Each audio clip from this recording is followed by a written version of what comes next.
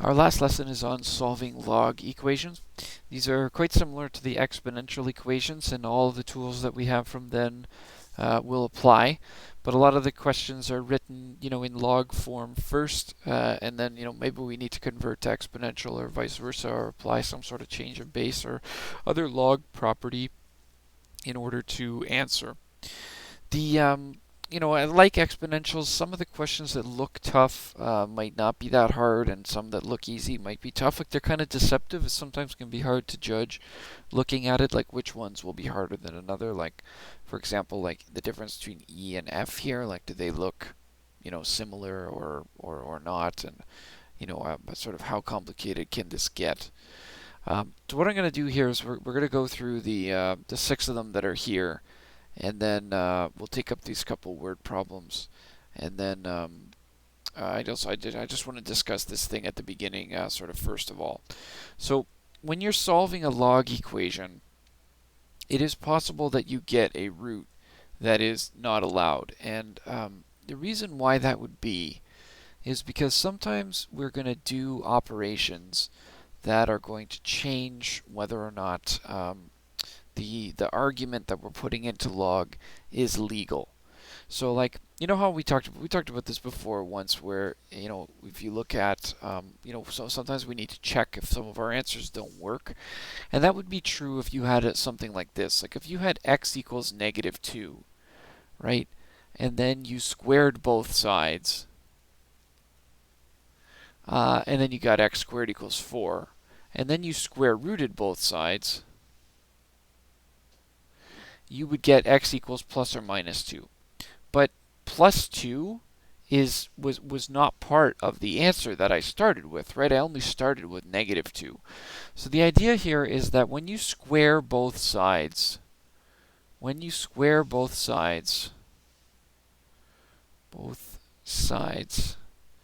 you can introduce what's called an erroneous root. And you're going to need to check for that to make sure that you're not giving me an answer that shouldn't exist, right? Now, this applies with log because when you think about the log equation, right? So so how it's sort of the same thing here, right? We say x squared square rooted equals x, and this is true, but it's true like most of the time, right? Like we have to be careful about introducing a negative that shouldn't be there, or changing x from what it was allowed to be originally. So the same thing is true when you look at doing the inverse here with log, let's say base b of b to the x. We say that's equal to x, right? And that b to the log b of x is also equal to x, right? Like we have those two operations that undo each other. But like with the square roots, it is possible that this this has some restrictions, right? So we just have to be a little bit careful when we use this, about when we're allowed to use this and when we're not. So let me show you an example. So let's say b equals 2, because it doesn't really matter. So we'll go log 2x. Okay, so that's one function. And then we'll go g of x is b to the x. Okay, so we have our two functions there, log base 2 and 2 to the power of x. And you recognize that they have this like inverse relationship that we've talked about before, where any point that would show up on one function, the swapped point must show up on the other. So again, if I reflect this point A across the line y equals x, I will find another point on the other function, and notice that the x value of one became the y value of the other, and vice versa. And everywhere I move this point, its sort of related point would move as well, because they both share this this relationship. If a point is on one, the swapped point is on the inverse. Now, if you do an inverse normally, so like let's say we have let me just do a quick side thing here. Suppose we had x cubed and cube root x. Now those are inverses, right? So if we did f of g of x, right? What is that doing? it's saying take a number, cube root the number, and then cube it. So of course, all that happens on this function is that things just go back to where they started. If you plug in 1, like if I plug in h of 1, it gives me a 1 back. If I plug in h of 7, it gives me a 7 back, and so on. Because everything that this function is doing to it, or excuse me, that the cube root function is doing to it, the other function is undoing, right? And hence we get this y equals x, and these two functions are perfect inverses of each other, because every point that's on f is also on g, but just flipped, right? Like the x's and y's are flipped. Now, when we do the same thing with log, okay, so let's come back to this for a second. So I'm going to do f of g of x. And exactly like you would expect, it creates a line, y equals x, and it's a perfect inverse. It's a perfect inverse at every single point, right? So when log is on the outside and b to the x is on the inside, like this one, this is true for all numbers. Okay? Every number that for every x, right? Of course, the b has some restrictions too, right? B has to be greater than 0. B cannot be 1. But those are restrictions on log in general, right? They're not specific to what I'm talking about now. They're true all the time. This first function has a restriction, okay? Excuse me, has no restrictions. It works at every single x. So if you log base b to the x, those things cancel and you get x, okay? So it works perfectly. You can just eliminate it. Now what about if we go to the other way around? What if we said g of f of x, so that we put the exponential function down on the outside and the log function on the inside? Now this time, what you see is that yes, it is an inverse, and it does, it is an inverse, but only in this area. It's not an inverse over here when x is negative, right? And the reason why it doesn't work when x is negative is because if you try to plug in a negative inside the log, you're going to get undefined. So 2 to the power of undefined is of course undefined, and nothing shows up over here. So this one we have, and indeed log 0 is also undefined, right? So if we try to do p of 0, it's, oh well, strange.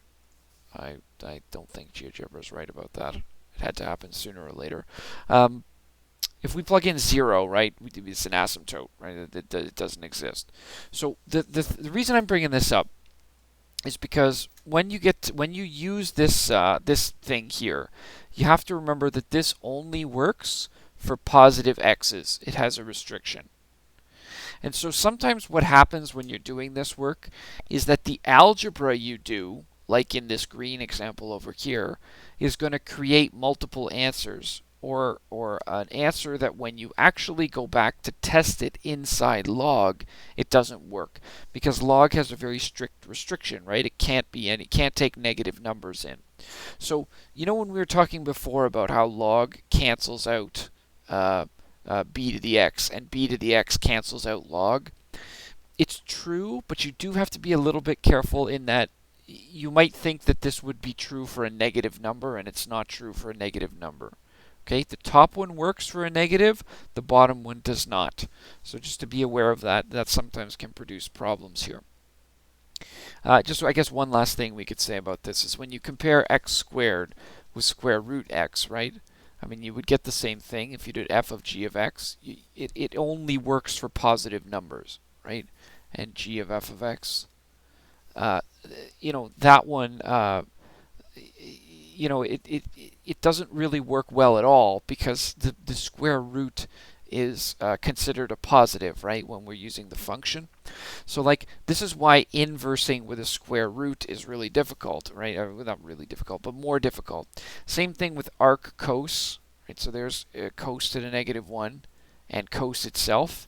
If you do q of r of x, you get the line that we expect, but only in a certain area, right? Whereas if you do r of q of x, you get this, it's a slope of 1, but the signs are constantly changing because of the limitations of the inverse. So the takeaway here is that inverse cos and square root are inverses that make life difficult, because they sometimes produce these strange patterns. Log is actually a good inverse in the sense that it acts very straightforwardly. It just cancels it out.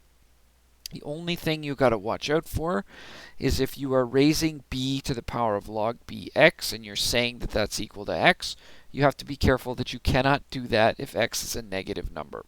Okay? Now, most of the time when we're working on this stuff, we're just going to follow the rules that they say up here, right? Log bx only works when x is positive, so we have to be careful that what we sub in is admissible. Now, please don't take this to mean that you reject every negative answer, because there are going to be negative answers that we keep, right? It's negative arguments that we're going to reject. Okay, negative arguments. So like for here, for example, if you tried to sub in x equals 1, x equals 1 is a positive number, but 1 take away 2 is a negative argument, right? And you're going to do log negative 1. You can't do that. So it's not that x always has to be positive. It's just that the argument has to always be positive. Okay, anyway, hopefully that you can watch it again if looking for an explanation, or we can talk about it again next time. But that's enough. Let's get it started. The first one says we're supposed to solve, okay, and we have a log on this side and log on this side. Now, one of the easiest ways to deal with a question like this is to do this: raise both sides as powers of b. So, you know how I talked before about when we're doing an exponential equation, we need to take the log of both sides. This is kind of like the opposite of that, where we're not going to take the log of both sides because they already have that. We're going to raise both sides as if they were exponents of 2. Okay, so it's 2 to the power of log 2, 8, right, equals 2 to the power of log 2 x minus 2, like so. Now, why would you do that? If you look back at our rule that we just established, b to the power of log bx cancels, and you're left with just x. So what happens here is we get 8 equals x minus 2, and so x is 10. Now, 10 is the only answer we got, so probably we're supposed to keep it. But again, it doesn't hurt to just check at least mentally and go, okay, 10 take away 2 is 8. Log 2 of 8 is equal to log 2 of 8. That makes sense. Both sides should be the same. So the point here is just to realize that this is a new operation that we have. If x equals y, then b to the x equals b to the y. Okay, you can raise both of those things as though they were exponents of a base, whatever base you want. Okay, whatever base you want as long as it's not negative. I think probably even if it is a negative, it's fine, but we're never going to do that, so not to worry. Okay, b to the x equals b to the y. So just like if x equals y, then log x equals log y. Again, as long as they're positive numbers, right? You can't log a negative number. And let's just say as long as x, y greater than 0, right? They both have to be positive non-zero numbers. But as long as that's true, then taking the log of both sides is fine, and raising both sides as powers of b is fine. Okay, and we'll see how that can be done. When you have both sides that have a log on them, how do you solve that? Another way that you can solve this first one, just so we can see, right? Log 2, 8 is actually 3, right? Like, what do you need to raise 2 to get 8 would be 3. So you get 3 equals log 2 x minus 2, and you just write it in exponential form, right? 2 to the 3 equals, 2 to the 3 equals x minus 2, right? And then 8 plus 2 equals x, and so 10 equals x. So you don't have to do this raise both sides as powers of 2 thing, but I do want you to see that as a move that you're allowed to make. Sometimes it's really helpful. Okay, anyway, let's try another one. So b here, sorry, I'm going to try and be in the habit of counting to 5 slowly before I move on, just because make it a little easier to copy down if you're behind.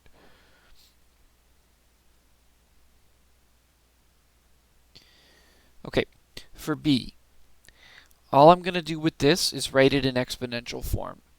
X is the base, 6 is the exponent, 64 is the power. How do I get rid of a 6? I do the 6th root.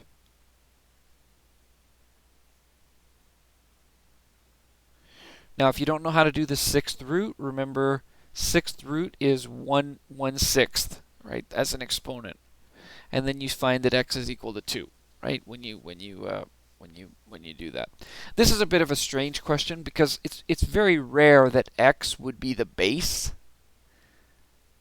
Is very that's unusual, right? The vast majority of questions don't do that, but just to see what you would do if you saw that. This actually is not a log equation, nor is it an exponential equation. This is a polynomial. It doesn't look like it because it says log, right? But if you graph this, so log base, I mean, it'll be a polynomial with some restrictions, I guess is what I should say. I don't even know if GeoGebra can do this. Log x 64. Yeah, is the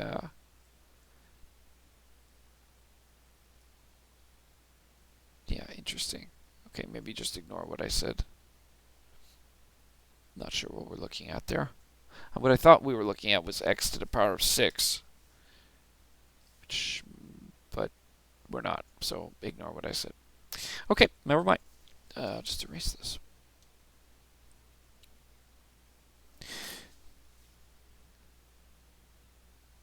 Interesting.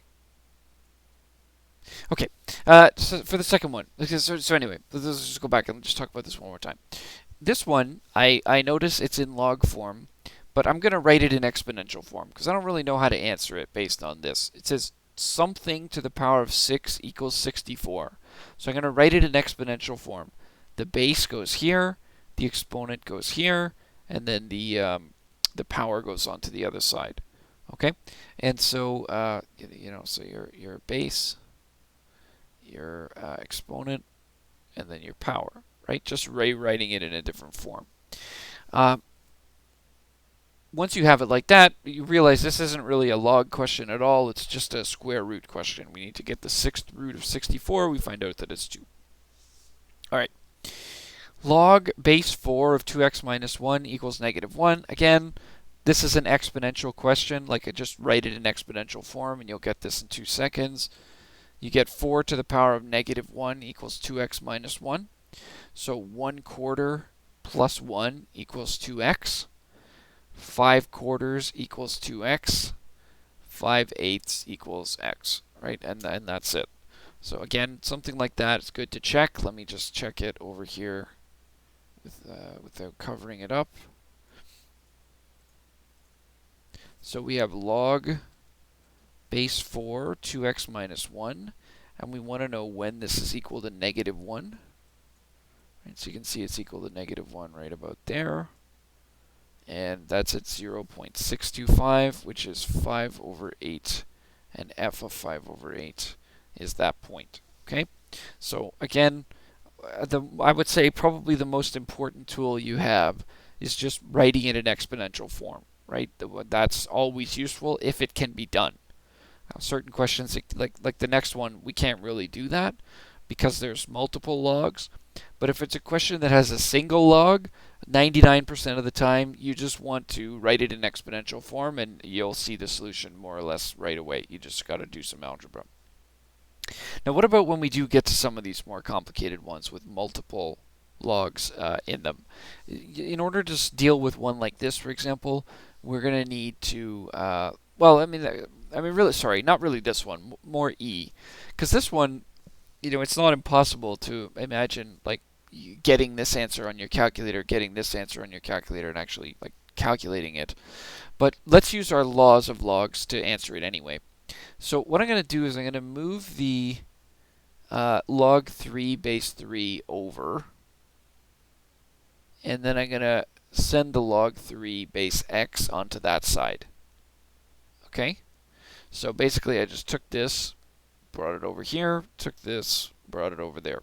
Okay, subtracted it, and we get this. Now you know that when you have a log subtract another log, okay, the rule says that subtraction of logs can be written as a single log where the parts are divided. Okay, and if that's true, all we have to do here is say, okay, so log 3 of 4 equals log 3 of x, and so 4 must be x, right? Let me show. Just sorry. Let's take one more thing. So what should I do here when I get to this?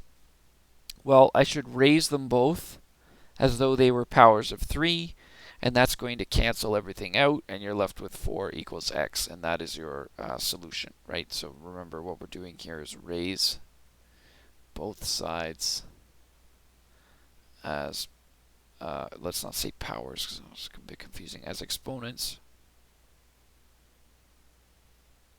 of b. And again, b in this case is 3 because that's what it says. So the answer there would be 4, right? So, and again, you know, always with this work, it's very, you know, straightforward to check, right? So we're going to go, you know, you can find log 12 base 3, remember, by doing your change of base formula. So if we go log 12 over log 3, we get that. If we go log 4 over log 3, we'll get the middle term. And we go a minus b, and the answer is 1, which is what the other side is. Log 3 base 3 would be equal to 1, right? And you can confirm that, of course, because log 3 over log 3 is 1. So we know that we're right because you can check your work, right? So remember, how do you actually find log 312? Let's just remind ourselves how to do this for a second. So just over here. So the change of base, because you only have a log 10 button on your calculator, right? So how do I actually find log 312? I can go log 12 over log 3, and that's how you do that. And even though you're doing it with log base 10, which is your button, it still works. Like that we proved that worked the other day. Okay, so that's the idea with the change of base. Okay, and how you could check your work for a question like that. Now again, E and F are the two where we're going to start to see some more complicated stuff, and you could get back to where we started today with some of these answers that are not allowed, perhaps. So for this one, we have log 6x plus log 6x minus 5 is equal to 2, right? Now again, you know, it doesn't hurt, faced with a question like this, to sort of graph it to know what to expect. So, I mean, you can do log base 6 with GeoGebra. I don't know if you can do it with GeoGebra Junior, but you can do it with this, so you get that. So there's my equation. I'm looking for when it's equal to 2. And you can see it looks like it will be equal to 2 once. Right? If I go y equals 2, it looks like I'm only going to cross that once. Right? It just keeps going up. It doesn't turn around, so I'm looking for one answer. So I've got to be on my toes a little bit here. If I get multiple answers, it's probable that that other answer is going to, you know, mess with the rules of log and be a negative when it's not allowed and all that stuff. So let's see how this would work. When you are adding logs together, the rule states that you can write this as a single logarithm where you multiply the arguments, and that would then you're allowed to do that, right? So you're allowed to make this whole thing a single logarithm, log base 6, and we'd have x squared minus 5x, okay, equals 2.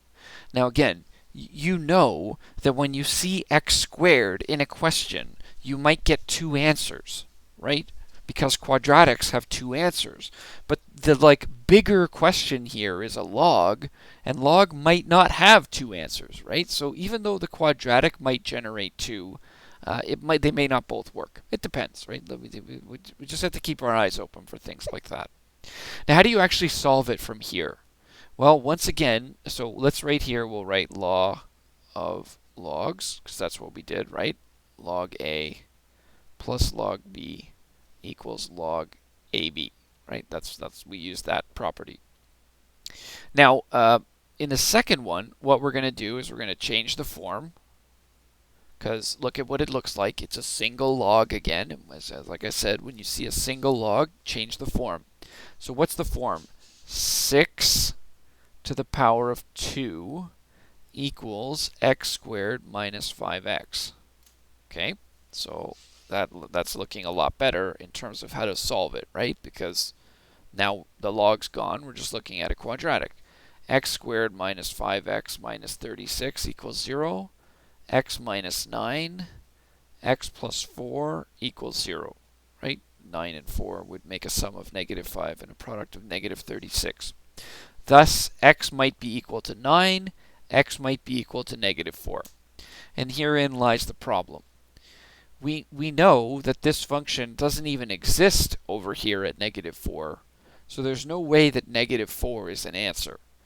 Negative 4, like it came out of the process because we ended up with a quadratic, but negative 4 as a value would not have worked in this question. It does not work as an argument in either one of these blocks. So it has to, pardon me, sorry, it has to be rejected. The point that we did get, which is 9 and f of 9, you can see there it is in fact equal to 2. Right? So when I plug in 9, I get 2. So I know my 9 is right. How do I show that my 4 is not right? So underneath this one, I'm going to check. Underneath this one, I'm just going to say log base 6 of negative 4 does not exist. You don't need to show that it doesn't exist in both of them. If it doesn't exist in either of them, it's not accepted. Right? Therefore, we reject this solution. Okay, and this one will be rejected. Okay, so we're only keeping the 9. And this is the thing that makes this a little bit, different from when we're solving exponential functions, because logs have strict restrictions, like requirements, that sometimes our algebra will create an answer that doesn't work, as you can see in this one. Okay, so again, a really good example just for showing how law of logs is good, but law of logs might create a problem. Like, just think about it like this, right? Log of A plus log of B equals log of AB. This might make you think that log of negative 1 plus log of negative 1 equals log of 1, right? Because they're two negatives, and when I multiply them together, I get a positive. That makes sense, but these don't, right? And that's what's happening here when you try to plug in the negative 4. This becomes negative, and this becomes negative, and they multiply together to make a positive, so it sounds like the answer should work, but it does not. Okay? So again, just make sure you watch out for that. We'll apply the same logic here. I mean, this really is just the same question. We're going to use the law of logs to bring them together. Okay, so we create a quadratic like so. The next step would be to write this in exponential. Well, we could expand it, right? This, I guess, would be useful. So we get x squared take away 6x plus 8 equals 1. So that would be what would happen there when you expanded it. It's a sum of negative 6 and a product of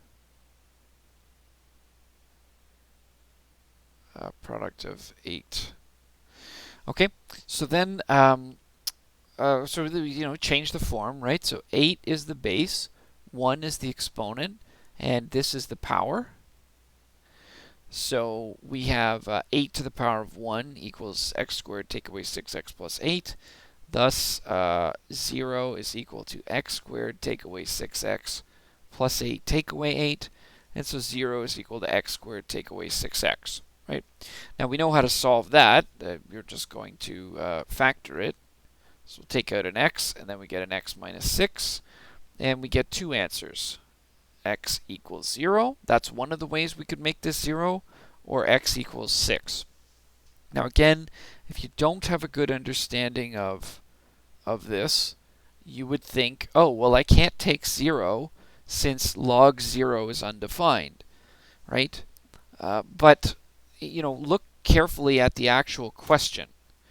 If you go ahead and sub in 6, right, so log 8 to take away 6, you get log 8 of -4, and as we know, that does not exist, which means this one needs to be rejected.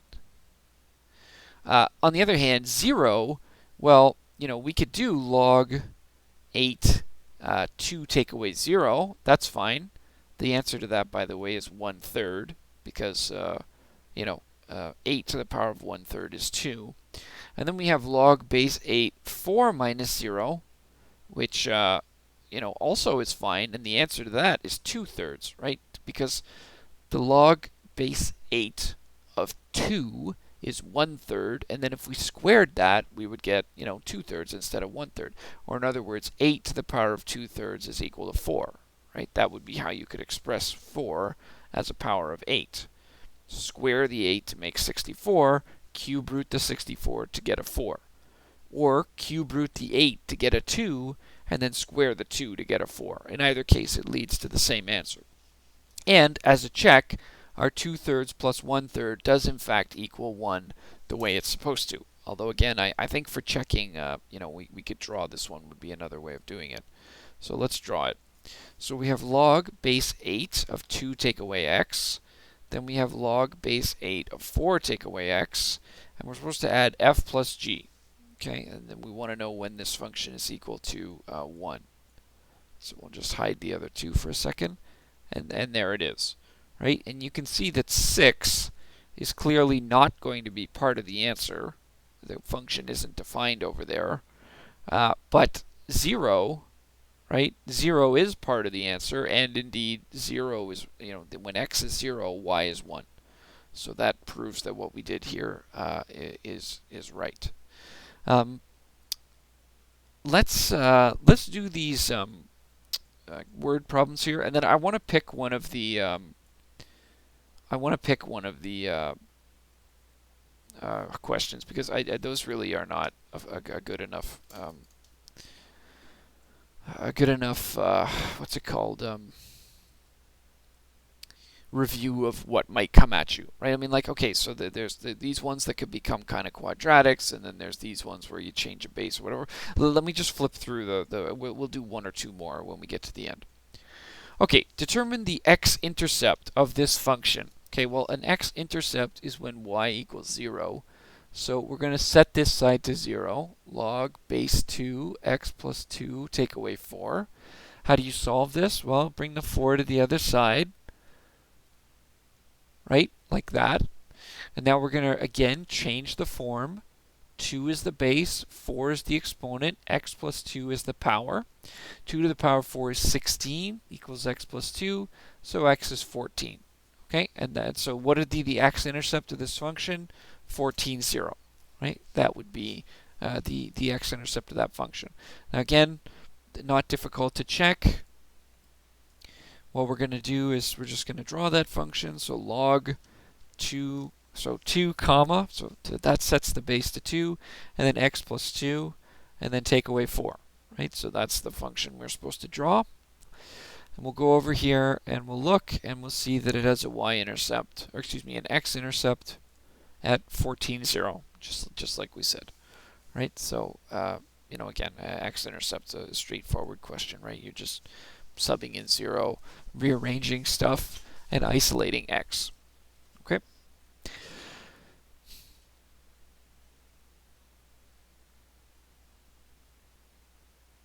Okay, one of these half-life questions. I always like to ask half-life questions, and you should expect one where it's very, very similar to the one on the assignment. So find the assignment question that's half-life. Make sure you're confident on that one, and the test question is very, very, very similar. Okay, how does a half-life equation work again? N of t equals NO 1 plus R T over D, and let's just remind ourselves what all this stuff is. NT equals the amount now. NO equals the original amount. R equals the growth rate. Now, in our case, because we're doing half-life, the growth rate is negative 50% or negative 0.5. Okay, so that's the growth rate. D is the half-life, or really D is the period, let's say, or let's say growth period, just so it's more general. Growth period.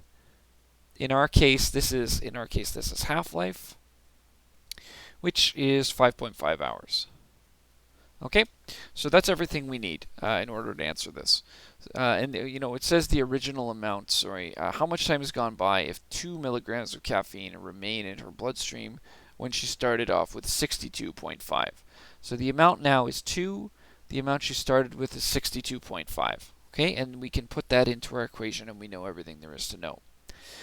The amount now is 2. The amount she started with is 62.5. We're going to go 1 plus negative 0.5 in the growth rate to the power of t over 5.5, like so. Okay?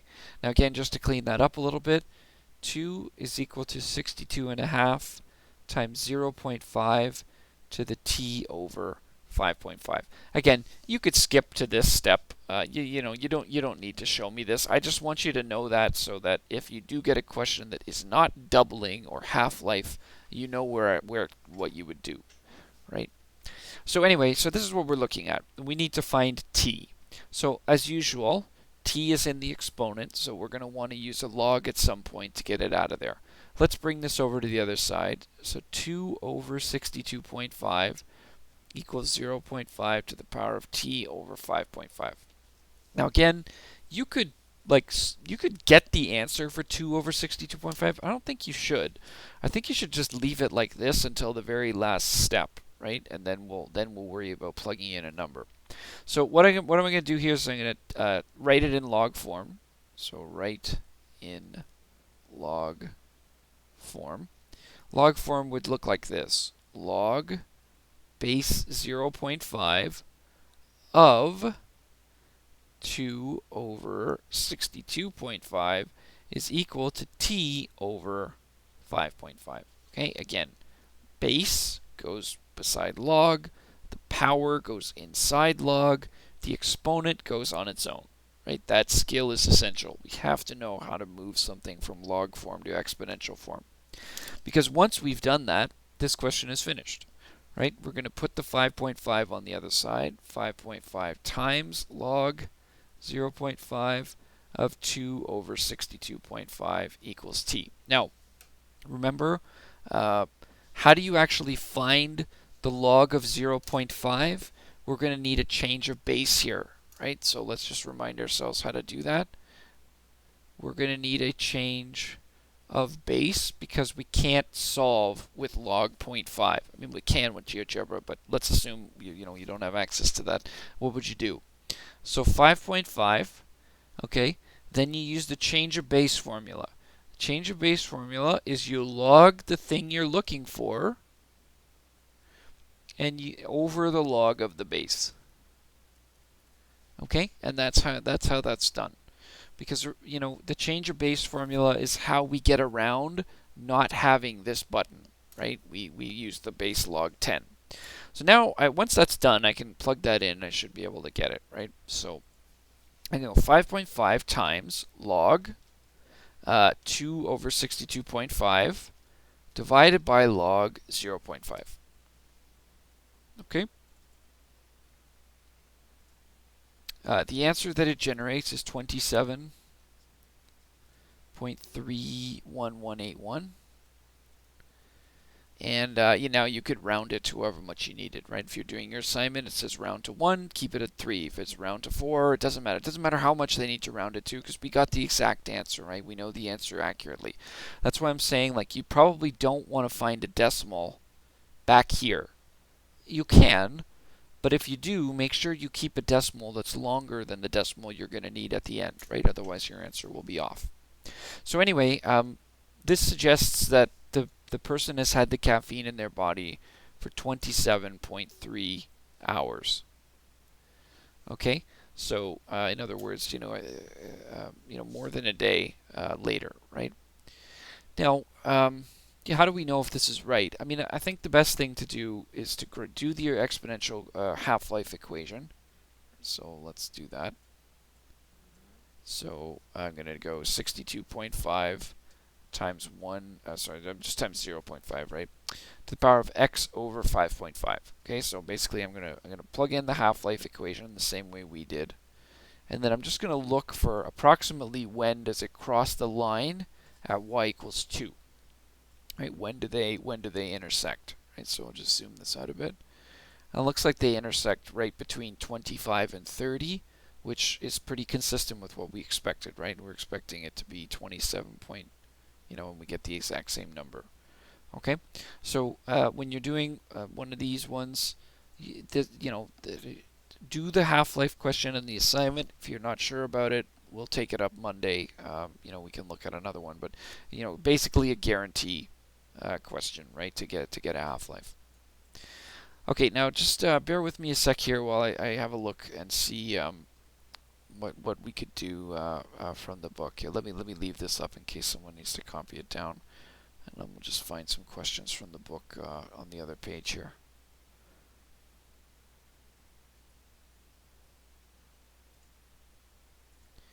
So they're saying 491 and 467. So let me just take a quick look at that.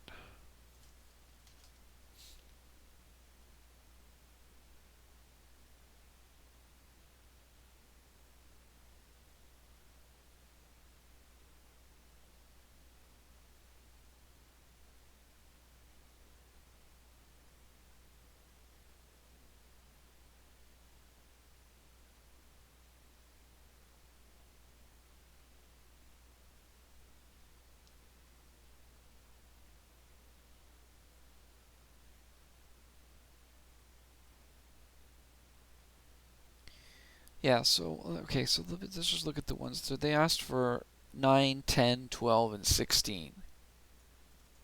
So 9, 10, 12. Yeah, 16 is fantastic. So I don't want to take that one.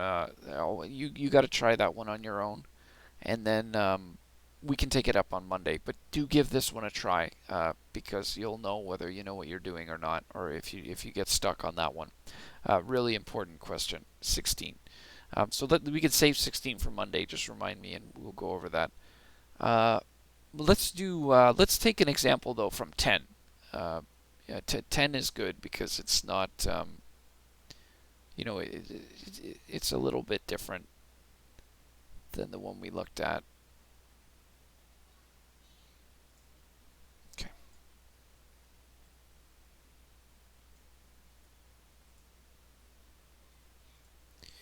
So we'll pull this over here and we'll just do one last one here. So this is number 10 from the homework. Okay, so we don't know the base here, but it shouldn't matter, right? If we don't know the base, it shouldn't matter. We should be able to just work on it anyway.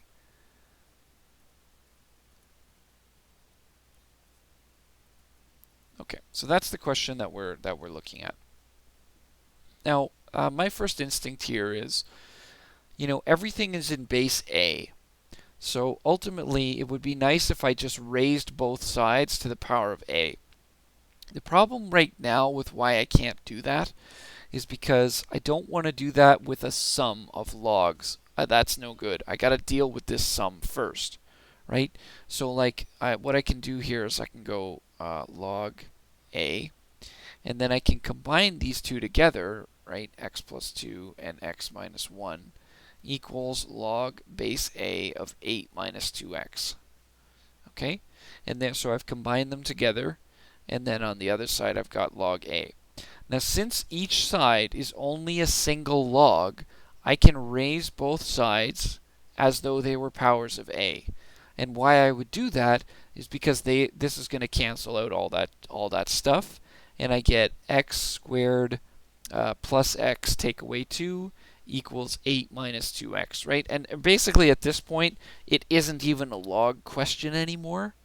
It's just the only reason that's still a log question is because I know that when I get my answers, I might need to check to make sure my answers actually work. So again, x squared plus 3x, right? Bring the 2 over, bring this over, minus 10 equals 0. X plus 5, x minus 2 equals 0. And so x equals negative 5 or 2. Now again, I should go back and take a look at my equation and decide, do these actually work? So let's try negative 5 first. I have log base a of negative 5 plus 2, which is log base a of negative 3, which right away I'm going to reject out of hand. This is wrong. I'm not going to use this one. With the 2, right, if I plug it in here, I get log a of 4. If I plug it in here, I get log a of 1. And over here, I get log a of 4, right? And this equation should make sense because recall that log a of 1 is 0, because log anything of 1 is 0, right? What exponent do you need to raise a to in order to get 1? The answer is 0.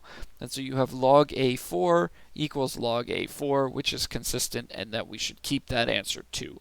Okay, we're not going to keep the other answer, but we are going to keep that one.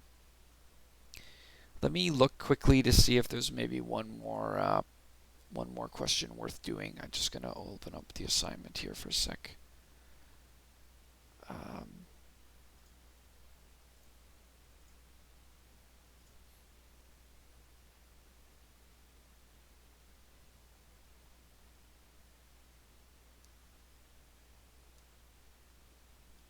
Yeah, so I have one of the ones in the assignment is extremely similar to this one, 16. So like I say, you want to make sure you want to try 16. Yeah, I really think 12 is the same thing as 10. I mean, we're not looking at anything different there.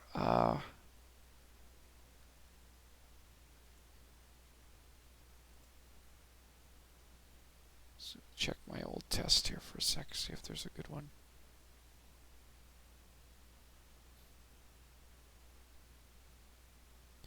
Yeah, I mean, I think that pretty much covers it, I think. It's a good. Sorry, maybe we will do one more here because this I think this one might be too tough to ask. Okay, here we go. I'm going to take this one from an old test,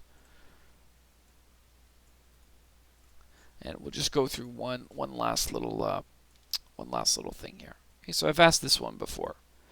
It says log 6 root 3 minus x plus log 6 root 2x plus 16 equals 1.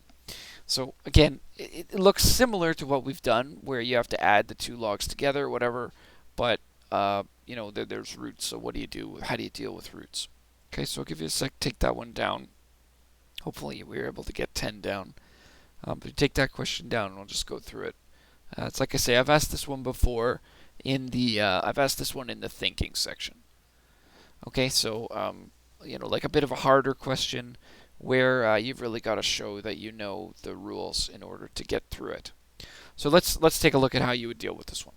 So again, when you see roots and logs together, I would suggest a really helpful way of dealing with that is to think of them as exponents, like so.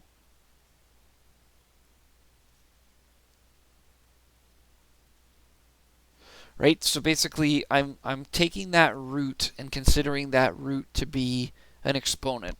And the reason I might want to do that is because remember, one of the other laws of logs is that log AC equals C log A, right? That you can bring that C down to the front, and that kind of like we put it over here, right? We go log 6 3 minus x plus 1/2 log 6 2x plus 16 equals 1. And now basically we're looking at a question that's the same as any of the other ones we did. We're going to have to combine them together.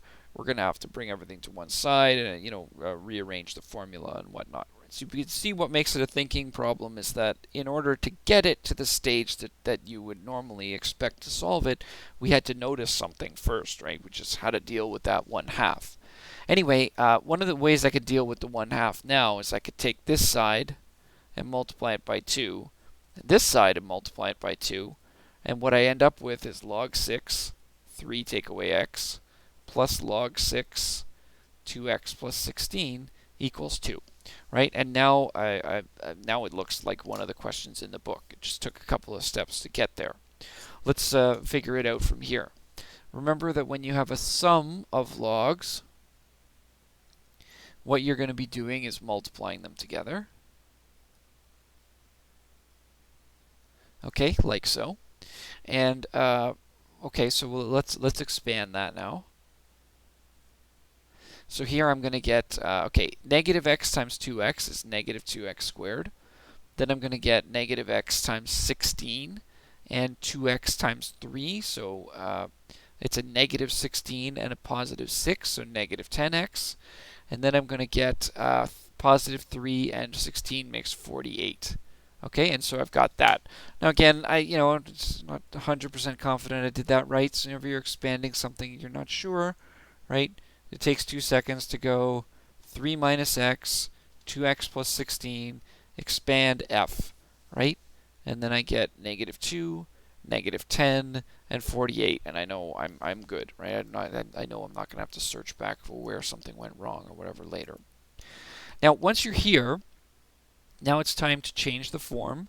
6 squared, right? 6 is the base, 2 is the exponent, so 6 squared equals negative 2x squared, take away 10x plus 48, and we're basically off to the races here. We just have to solve the quadratic. So I'm going to go 0 equals negative 2x squared minus 10x minus 12, right? 6 squared is 36. When I bring it over, 48 minus 36 is 12. Then I can divide everything by negative 2, x squared plus 5x take away 6. Sorry, that should be plus. That should be take away 6 is 0. And I get 0 equals x plus 6, x minus 1. So x could be 1 or x could be negative 6, right? Those are the two things they could be. Now, when I go to look at which answer is correct, right? So I'm going to type in log base 6 of 3 minus x. Sorry, let's go back to the question, not to my. When you go back to sub something in, make sure it works in the question, not in one of your steps, right? So let me just go back for a second. Okay, so the first one is log 6 square root 3 minus x.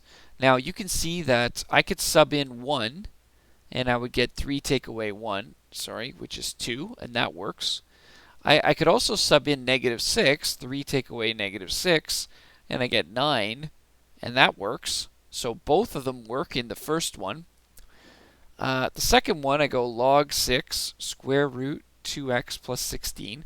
Obviously, if I put in 1, I'm good, since I'm adding numbers together. If I put in negative 6, I get 2 times negative 6 plus 16, which is 4, which is still good, which means I'm keeping both of them. Right? They're both answers that need to be kept. That's another reason I might have put this as a thinking question, because you really got to be on on the ball to notice that, oh, actually both answers work in this situation. And let's look at why that is, and then that'll be that. So I'm going to graph the first one. So log base 6 of square root 3 minus x. Then I'm going to do log base 6 of 2x plus 6, square root 2x plus 16. Then we're going to do f plus g, and that gives us the equation. So that one plus that one. And then we'll just take a look. And we want to know when that equation is equal to 1. Right? So we'll stretch it up a bit. You can see this one has like 2 asymptotes. It's kind of like 2 logs that are both growing from negative infinity to meet one another in the middle. You if you look at the two of them like this, you sort of see like they meet one another in the middle, and then they sort of go towards the asymptotes of either of the other side. So in any case, where are they equal to 1 would be right here and right here. And sorry, did not do such a good job finding right there, right? So it's equal to 1 twice, at positive 1 and at negative 6. Both answers are legitimate. So I don't want you to think because all the ones in the lesson we kept one and rejected the other, that's always the way this works. Sometimes both of them are kept, right? And that's important to see one like that too. Okay, so that's going to do it for everything here on this unit with logs and whatnot. I just wanted to draw your attention to the test review, where it states that one of the topics that will be covered is rate of change, but only an average rate of change. Okay, so again, you'll be looking at a function and need to solve its average rate of change. Some of the assignments will look at instantaneous, but the test will only look at average. Okay, so make sure you have your average rate of change with you. So this has been posted. You can have a look at the topics, and we can talk about it further on next class.